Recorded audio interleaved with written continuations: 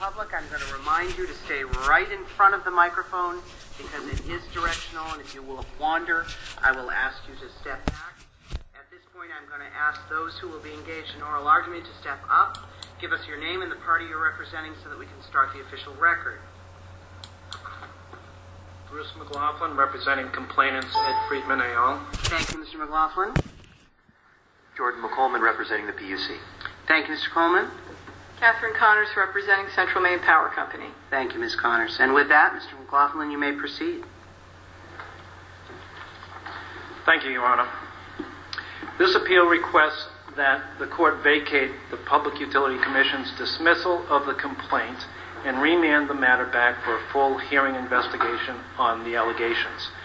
It also requests that this court exercise its exclusive authority to protect the constitutional rights of the complainants. In that, Mr. McLaughlin, I apologize profusely. I'm going to ask you to hold up for a moment. We have an issue with the cameras. Only one. Are we already set up for the pooling?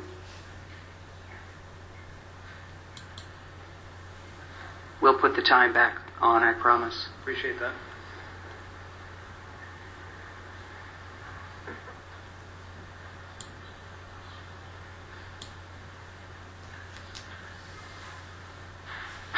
And I think we're all set, and you can go right back to your argument. I apologize for the interruption.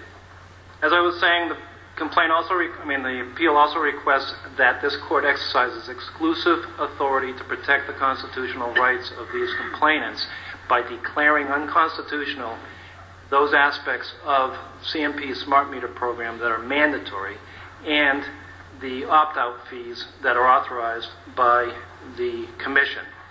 The Commission dismissed the complaint without providing any opportunity to be heard and without entering any evidence in the record.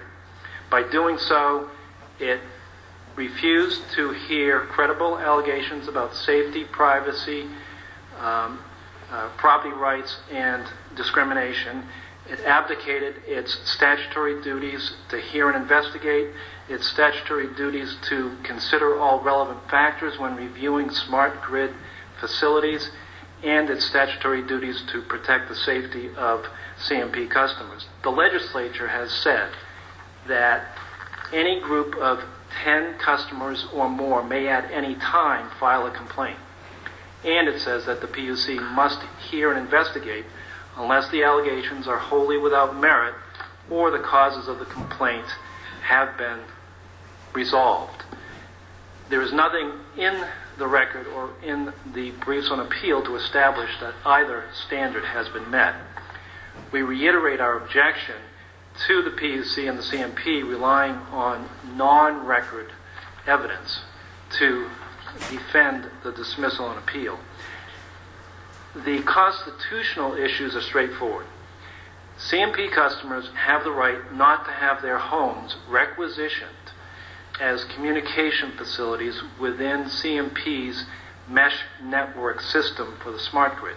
They also have the right to refuse... Mr. McLaughlin, can I get to what I think is the heart of your appeal here today? Please. The Commission opened an investigation, held a hearing, and issued an order in January of 11 in the Boxer-Cook matter. After that matter was resolved, 10 good and true citizens requested that the Commission think again, particularly about the health-related matters. When the new petition was presented to the Commission, was there new information related to health and safety that was presented with that request? Within the opt-out investigation you're talking about at this yes. point. I don't know for sure the answer to that. That is not part of this record, but my understanding is that there was no opportunity to present evidence. My understanding is the evidence that was presented by CMP in response to the complaints. They submitted some... You're now talking about the original opt-out investigation. That may be. But my understanding is at the critical early stage, the PUC said we are not going to investigate this issue, and it did not provide an opportunity to be heard on it, did not provide an opportunity to hear evidence on it. So your point is that the Commission made a mistake when it said, we have already considered this, and that's the reason that we're not going to open another investigation. Because, in fact, they didn't consider the in health-related dismissing our issues. complaint. It's our position that as a group of 10 complainants, we have the right to be heard on a subject. Mr. McLaughlin, I want to ask you about a couple jurisdictional questions. The first is that you've brought a complaint not only against CMP, but also the Commission itself. Section 13021 is not ambiguous. A written complaint can be made against a public utility. Under what authority do you have the right to file a complaint with the Commission against the Commission? Well, this appeal is not pursuing complaints against the Commission. The appeal is pursuing complaints against the CMP for its practices that are authorized by the Commission, and it is also pursuing a complaint about the constitutionality of what CMP is doing on the authority of the opt-out order. All right, so you're not pursuing your claim against the Commission. You waive that. To the extent that you're saying there has to be a claim against the Commission for a constitutional argument, I suppose not. But this is a claim against CMP for its activities as authorized by the Commission. With respect to my second jurisdictional question is with respect to the constitutional questions. The Commission is not a court of law. It's a commission that regulates, among other things, public utilities. If you have a constitutional argument to be made against the actions of the decisions of the Commission, don't you need to file a lawsuit? Don't you need to seek a judicial determination of your client's constitutional rights, that the Commission is not the forum for that type of determination? I believe that would be poor use of judicial resources, and I believe that the legislature has specifically authorized this court to hear constitutional claims under Section 1320 of the statute, which clearly authorizes constitutional claims on appeals from the Commission. Mr. McLaughlin, let me follow up on Justice Levy's jurisdictional questions. Whose job is it to determine the health risks associated with smart meters? The PUC appears to believe that it is not part of its job. It is clearly part of the legislature's intent in enacting Title 35-A to ensure the safety of utility customers. And it is the PUC that is enshrined with that obligation, that duty, and that public guardian status to ensure the safety of. Well, would you agree with me that the PUC seemed to be saying that the FCC is the only entity that can handle those claims or concerns? I appreciate the word "seem" there because it was not clear at all from the Commission's orders. The Commission seemed to be declining to give any consideration to safety, which is one of its fundamental duties, merely referring to the fact that the FCC has some guidelines out there that relate to safety, but that does not provide the PUC with authority to abdicate its duty. Why doesn't the opt-out order just draw everything to a conclusion? If a user doesn't want these items, they can opt out of the process. Why doesn't that ice the entire health and privacy arguments right there? Because it imposes a one-time and perpetual fee on those persons who are exercising their constitutional rights. If there was no fee, would it resolve the issue in your mind? It would resolve, in my mind, it would resolve the constitutional issue. It would not resolve all of the underlying complaints that need to be investigated about the safety and privacy issues. Mr. McLaughlin, could CMP put smart meters in without the permission of the PUC? No. Thank you, Mr. McLaughlin. As I was saying, in addition, clarification of time now. What time do we have? Okay. They say that there's no constitutional concern or trespass concern because every electricity user has consented to the installation of these devices by virtue of the terms and conditions that CMP imposes on customers when they accept service. But terms and conditions that are unilaterally imposed by a monopoly to restrict customers' property rights cannot serve to infringe their constitutional rights. Mr. McLaughlin, I want to come back, though, to my concern, which is it seems to me what you're asking the Commission to do is to rule on the constitutionality of its prior decision. This is not an appeal from the opt-out decision. This new complaint essentially alleges that there are constitutional problems with the regime that has been adopted as a consequence of that earlier determination. Don't you have to file a lawsuit if you want to raise those constitutional issues, not seek what is essentially a second appeal from what is now a final decision? I disagree with the characterization that this is a second appeal. This is a complaint about certain activities.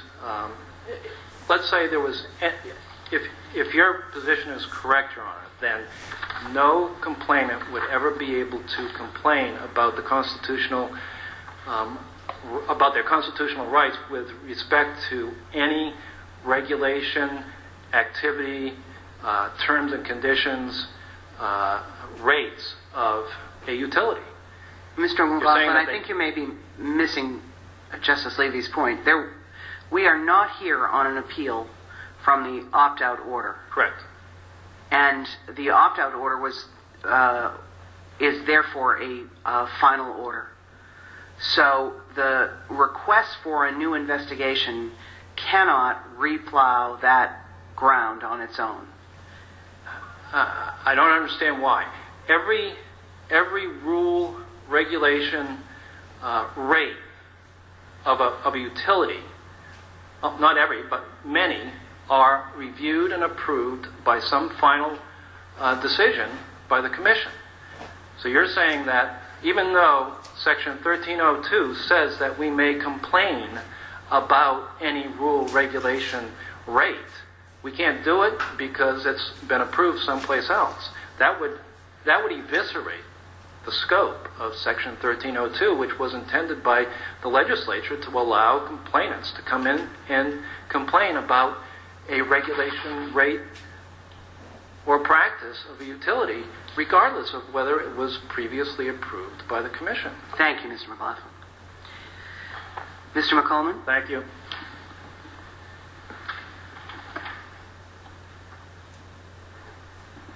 Good morning, Your Honors.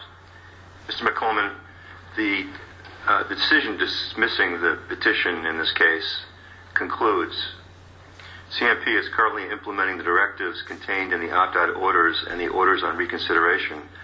Thus, CMP has taken and is taking adequate steps to remove the cause of the complaint filed by Ed Friedman et al.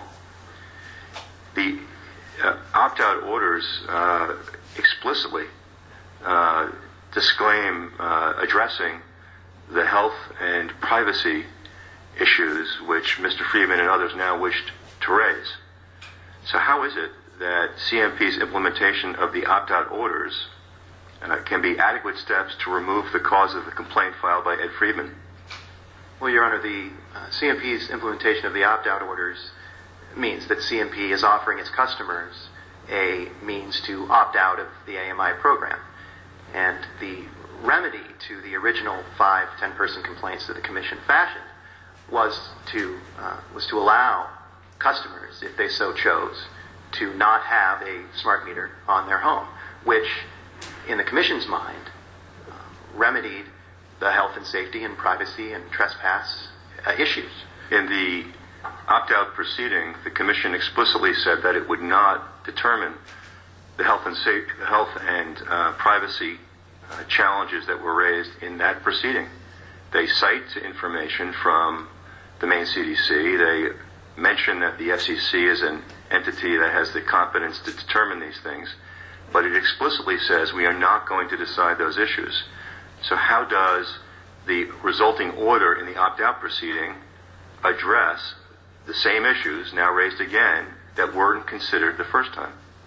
Your Honor, that if this were an appeal from that order, I think that would be an interesting avenue to go down.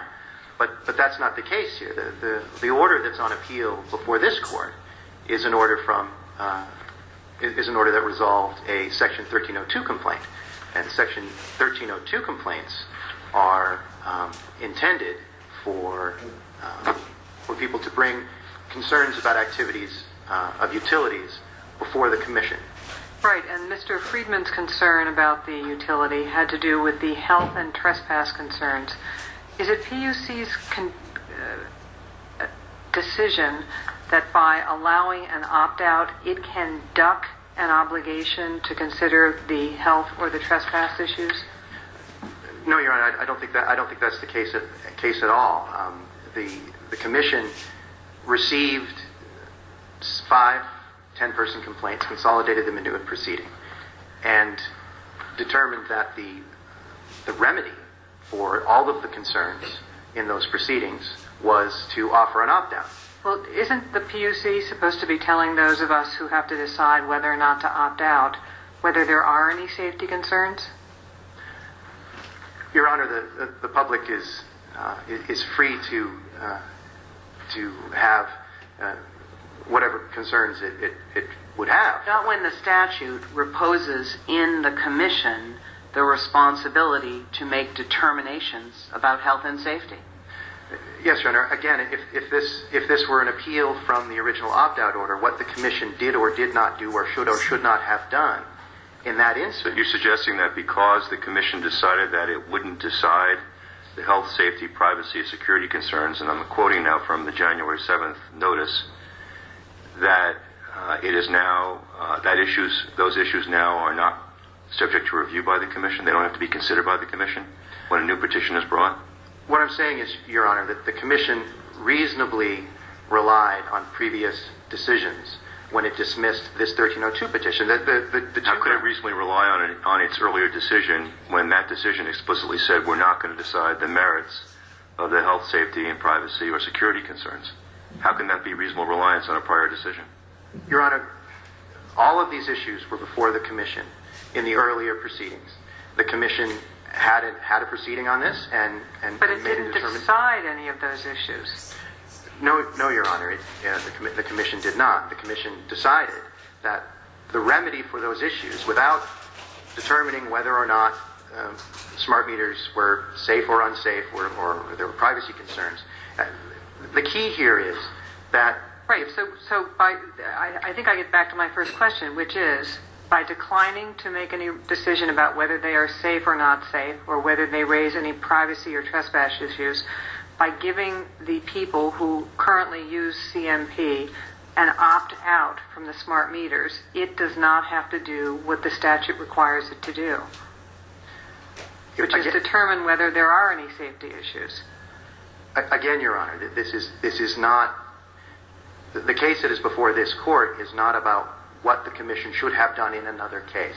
It is about whether the commission properly dismissed a complaint filed under 1302, and there are 2 grounds for dismissing a complaint under 1302, whether the complaint is without merit or whether the utility is taking adequate steps to remove the cause of the complaint. In this instance... So which are the adequate steps to remove the cause of Mr. Friedman's concerns or complaint about the health issues? If Mr. Friedman has a concern about the health issues of a smart meter, he doesn't have to get one. He can exercise his right to opt out. How about the members of the public that are not opting out? Isn't it the commission's responsibility to look out for their health and safety and to make a judgment as to whether they are being unreasonably exposed to RF? Your Honor, the commission, as part of its opt-out program, instituted ordered CMP to institute a communications program, which has information for the public. They can go to CMP's website to get information. Mr. McCollum, what the commission is doing, as you presented, is saying to those of us who must make these decisions about whether we will opt out, it has declined to do the health and safety analysis. You're on your own. Is that what the legislature intended? Again, Your Honor, respectfully, if we were here on appeal of the original case. But you've just indicated that there are several reasons that it's appropriate for this request for an investigation to be dismissed. And it sounds to me as if you are importing concepts of res judicata or collateral estoppel into this area. The Commission, you say, has already done this work. But I'm back to Justice Gorman's question. The Commission, in fact, declined to do the analysis the last time around. Is an opt-out provision an appropriate substitute for having the Commission exercise its statutorily presented responsibilities and authority to make the decisions about health and safety? Well, Your Honor, it would be inaccurate to characterize what occurred in the previous decision as the Commission ducking the issue or not examining the issue. There was evidence presented to the Commission about smart meters. The Commission cites that in its order dismissing Mr. Friedman's complaint. The Commission had a study commissioned by the Maine Centers for Disease Control that found that there was no credible evidence that smart meters were... But the Commission didn't make that determination. No, Your Honor, and the Commission also made the determination that it was not the appropriate agency to make such a determination, that there were other agencies that were more... Why is that? I'm intrigued by that. It certainly is the agency that's charged with making those types of determinations, and like a lot of things, they can consider the Maine CDC's opinion, they can consider the FCC's information, they can consider the information Mr. Friedman presents, and make an informed judgment. Isn't that their duty? Your Honor, the Commission's duty is to... Nothing in the world can be made absolutely safe. Is it significant that there may be some new science that may have developed since the earlier proceedings that would be appropriate to view here? Or is the Commission going to, I won't say duck, I'll say defer or abdicate its responsibility and basically hand back off to the public again? Is there new stuff out there that should be addressed at this time around? There was no new stuff raised by Mr. Friedman, Your Honor. The study that Mr. Friedman submitted with his 10-person complaint was a study that was before the Commission in the previous proceeding. If there were new science, would you have the duty to dig in and say, okay, we have the duty to answer this question? That would be a different case, Your Honor. But if the Commission were presented with a study that was dramatically different from that which the Commission had already looked at, the Commission may, in fact... So are you admitting that they're not safe? Because I think that's what you were starting to say, that nothing in the world can be made entirely safe. Is it the PUC's position that these are safe enough? Your Honor, it's the PUC's... The PUC looked at the science that was available to it and the science that was submitted, made a determination that it was not the appropriate agency to make a final ruling, did not see anything in what it looked at that led it to the conclusion that smart meters were not safe. I'm going to give myself permission to ask you a question beyond the red light. Of course, Your Honor. The PUC didn't actually make that finding. They did not say, we've looked at all the information, the health studies are in equipoise, we conclude that there's not enough information to say these are unsafe now. Had they made that finding, I would understand your argument. What they said was, we've looked, we decline to assess the information that's been presented. So my question to you is, why are they not now required to do that assessment by law? Because, Your Honor, the remedy that the Commission fashioned removes the cause of Mr. Friedman's complaint. If Mr. Friedman has a concern about the safety of smart meters, he does not have to have one. You may. But, Mr. McColeman, there's still all those people that have them. And for those people, you're saying that the state of affairs can be that the Commission can take no position on their safety? And leave it up to the utility? No, the Commission instructed the utility to, in its communication plan, to provide information to all of its customers about smart meters and links to the science that is out there. The Commission's position is that it's up to the public to figure out whether it's safe or not? The Commission's position is that the Commission looked at the health and safety information that was presented to it did not see anything that would lead it to the conclusion that there was any health risk to them. Where does it say that? Where's that in the record? Did they ever put that in writing? I don't see that in any of their orders, that they did not see anything. It is not specific in the orders, Your Honor, but it stands to reason that if the Commission were presented with credible evidence, as Justice Meade said, that there was a grave danger to smart meters, the Commission would not have allowed them to go on people's homes. The Commission was not presented with such evidence. Thank you, Mr. McColeman. Ms. Connors?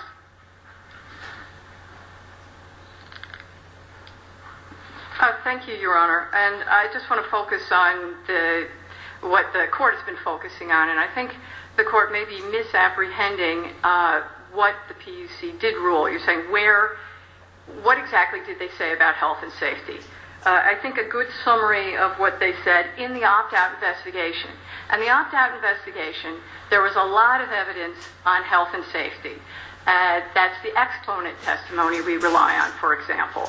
And with regard to what's in the record in this case, in their complaint, they expressly incorporate all the evidence from the previous proceedings. So all of this is evidence. And in that, the public advocate asked the CDC to review this.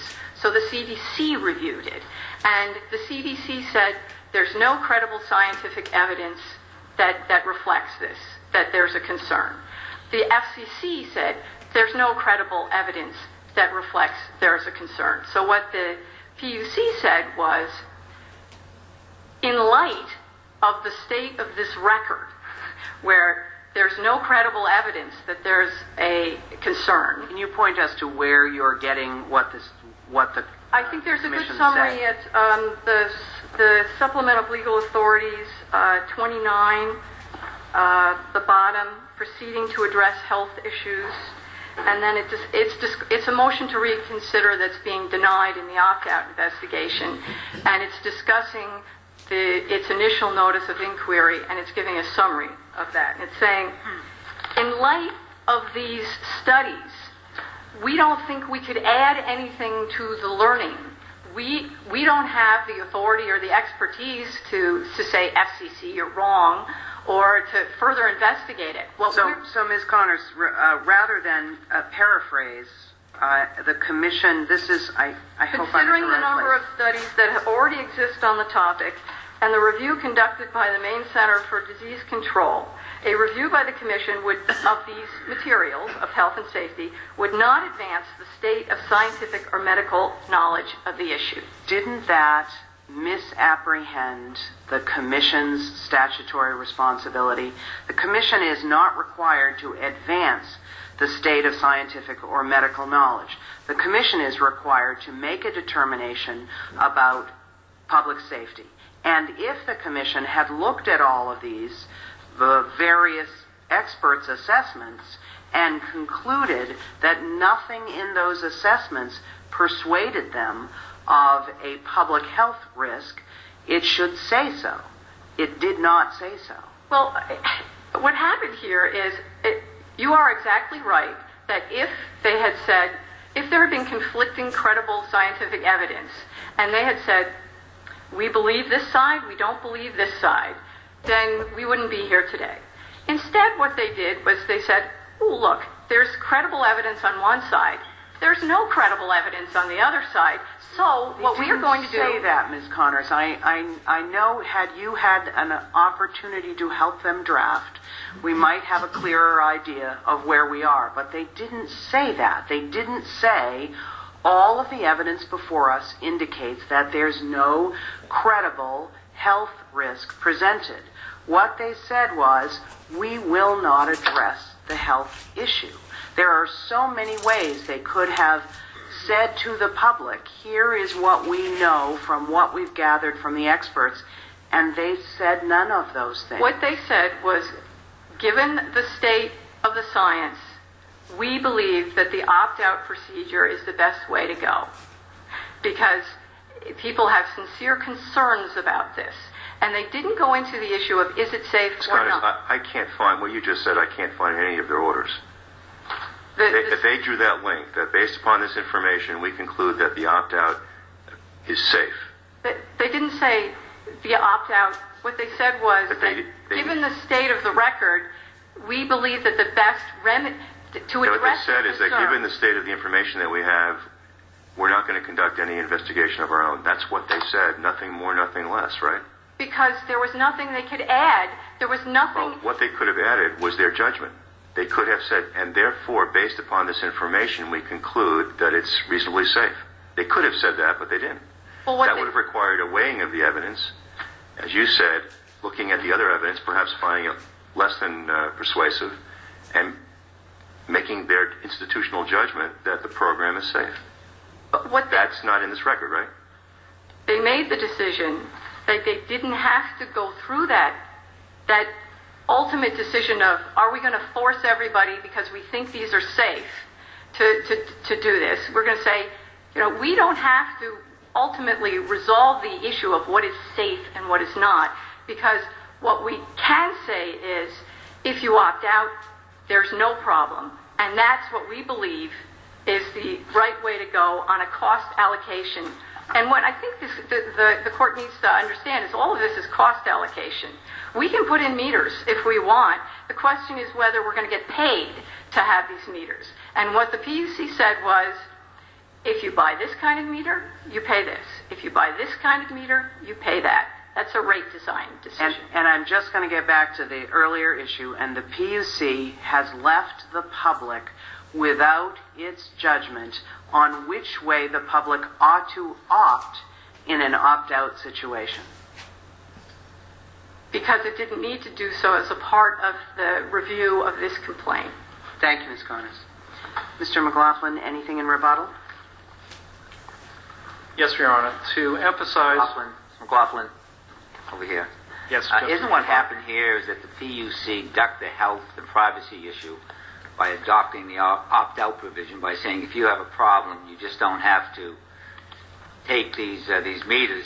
But in doing so, it really raises two additional questions, what I think is what you're coming at. One is the safety of those who are not opting out and the extra fees for those people who are opting out. Those two issues remain out there, is that right? Absolutely. As Justice Levy has been emphasizing, the safety of all the other folks is ignored here because the PUC has failed to address that issue.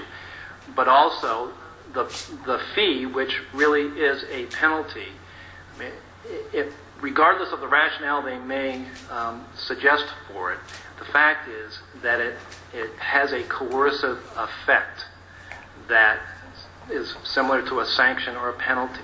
People are refusing these meters because they're afraid, because they fear for their safety and their health, because they want to protect their privacy, maybe just because they want to stand on their constitutional or property rights ground. But what do they have to do? They have to pay a perpetual fee. And because it's in response to their exercise of constitutional rights, it should be the CMP's burden to prove that there's a necessity for this fee to... The PUC came back after a study and found and made a finding that it was safe. I mean, if the PUC came and had a hearing and said it was safe, would the fee then be justified? That you would have a choice of having this efficient meter or do it the old-fashioned way? It's not only safety. It's interference with property rights. It's trespass. It's a taking. It's a search, and it's a violation of privacy. Assuming they resolve all those issues. Resolve all those issues? I don't know how they resolve those issues without giving full ability to opt out without a fee or penalty.